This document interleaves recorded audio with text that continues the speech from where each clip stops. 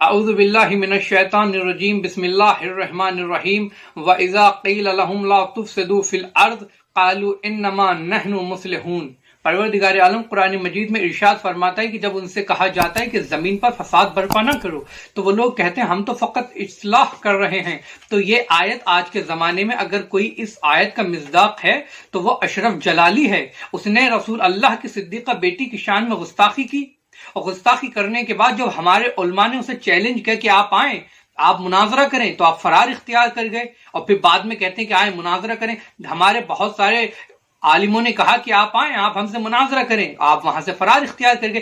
آپ کی مثال اس گیدڑ کی سی ہے کہ جب شیر اس کے سامنے آتا ہے تو وہ شیر کو دیکھ کر فرار اختیار کر جاتا ہے، اور جب بہت دور بھاگ کر وہاں سے پہنچتا ہے تو دور سے آواز لگاتا ہے، چیختا ہے، چلاتا ہے۔ جب شیر قریب آتا ہے پھر وہاں سے فرار اختیار کر جاتا ہے۔ اور آپ جب جیل میں بند ہوئے اس کے بعد ابھی مجھے کسی نے ایک ویڈیو بھیجی کہ آپ جب جیل سے چھٹے آپ نے کہا کہ میں علماء قم، علماء تہران، علماء نجف سے مناظرہ کرنے کے لیے تیار ہوں۔ آپ کیا مناظرہ کریں گے؟ دیکھیں، ہم نے جو بھی ہم بولتے ہیں ہم آپ ہی کی کتابوں سے بولتے ہیں۔ آپ پہلے اپنی کتابوں کی خبر تو لیجئے۔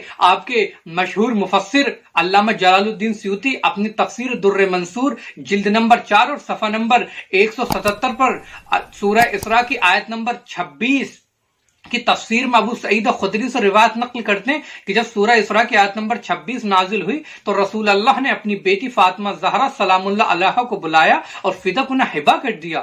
اور اس کے بعد آپ کی مشہور کتاب میزان الاعتدال کی جلد نمبر 2 اور صفحہ نمبر 288 پر روایت نقل ہوئی کہ جب سورہ اسراء کی آیت نمبر 26 نازل ہوئی تو رسول اللہ نے فدک اپنی بیٹی جناب سیدہ کو ہبہ کر دیا۔ اور آپ کی ایک اور مشہور کتاب کنز العمال جلد نمبر 2 اور صفحہ نمبر 157 پر روایت نقل ہوئی کہ جب رسول اللہ نے یہ سورہ اسراء کی آیت نمبر 26 نازل ہوئی تو رسول اللہ نے فدک اپنی بیٹی جناب سیدہ کو ہبہ کر دیا۔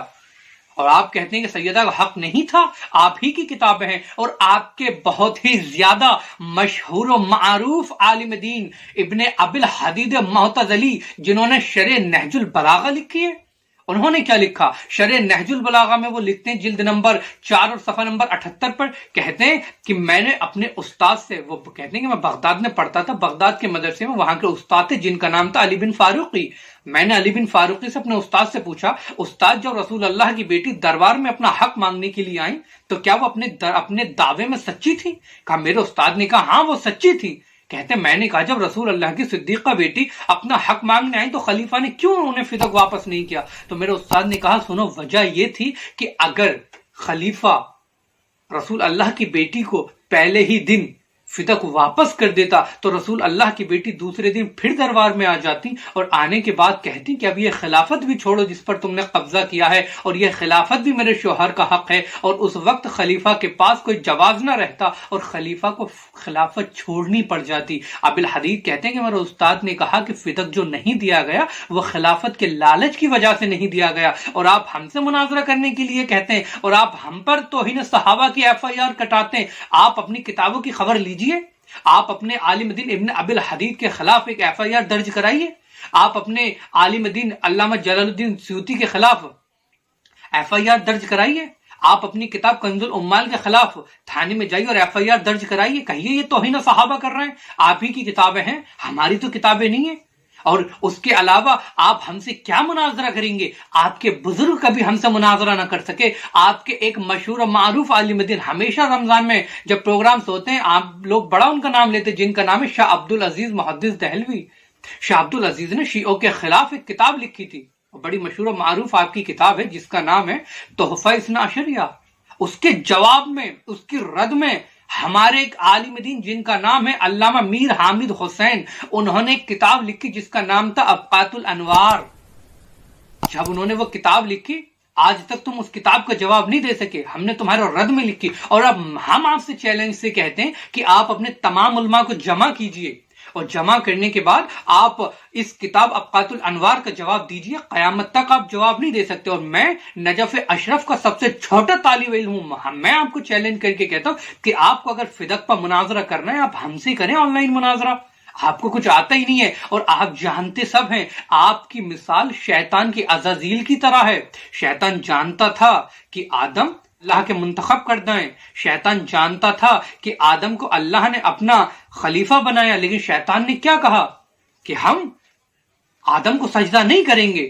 ویسے ہی آپ جانتے ہیں فضائل اہل بیت، معرفت علی آپ کو معلوم ہے، معرفت سیدہ آپ کو ہے، لیکن آپ شیطان کی طرح ہیں۔ اور جب بھی آپ لوگوں نے اہل بیت کی شان میں گستاخی کی، دشمنی ظاہر کی، تو مجھے افسوس نہیں ہوا، اس لیے کہ حاشیہ نہج البلاغہ میں ایک واقعہ لکھا ہوا ہے۔ واقعہ یہ ہے کہ ایک شخص مارکہ صفین، جب جنگ صفین ہوئی، ایک شخص مولا کے پاس آیا، آنے کے بعد کہا مولا علی کے پاس آتا ہے، آنے کے بعد کہتا ہے مولا میرا بھائی تھا جو اس جنگ میں آپ کے ہم رقاب ہو کر آپ کے دشمنوں سے جنگ کرنا چاہتا تھا، لیکن مولا اس کی طبیعت بہت خراب ہے، وہ شدید علیل آ نہیں سکا۔ مولا نے فوراً کہا کیا ہم سے محبت کرتا ہے، کیا ہماری ولایت کا اقرار کرتا ہے؟ اس شخص نے کہا ہاں مولا آپ سے محبت کرتا ہے، آپ کی ولایت کا اقرار کرتا ہے۔ مولا نے کہا وہ آج اس جنگ میں، اس مارکے میں ہمارے ساتھ ہے۔ مولا نے کہا فقط وہی نہیں، اور جو ماؤں کے سلبوں میں ہیں اور ماؤں کے رحموں میں ہیں اور جو ہم سے محبت کرتا ہے، وہ قیامت تک جو بھی ہم سے محبت کرنے والا پیدا ہوگا، وہ آج اس مارکے میں علی کے ساتھ ہے، حاکم شام کے مقابل۔ اور مولا نے کہا سنو، فقط اتنا ہی نہیں کہا، مولا نے پھر کہا، مولا نے کہا سنو، جو ہم سے دشمنی رکھے اور جو ہماری ولایت کا انکار کرے، وہ قیامت تک چاہے وہ ماؤں کے سلبوں میں ہو یا ماؤں کے رحموں میں ہو، وہ حاکم شام کے ساتھ ہیں۔ تو اشرف جلالی آپ حاکم شام کے ساتھ ہیں، آپ کیا ہم سے مناظرہ کریں گے؟ آپ لوگوں کو کچھ آتا نہیں ہے، اور اصلاً آپ رسول اللہ سے دشمنی رکھتے ہیں، جن کے لیے رسول اللہ نے کہا میں آپ سے کچھ نہیں چاہتا مگر یہ کہ تم میرا اہل بیت سے محبت کرو، لیکن آپ نے اہل بیت کو فراموش کر دیا۔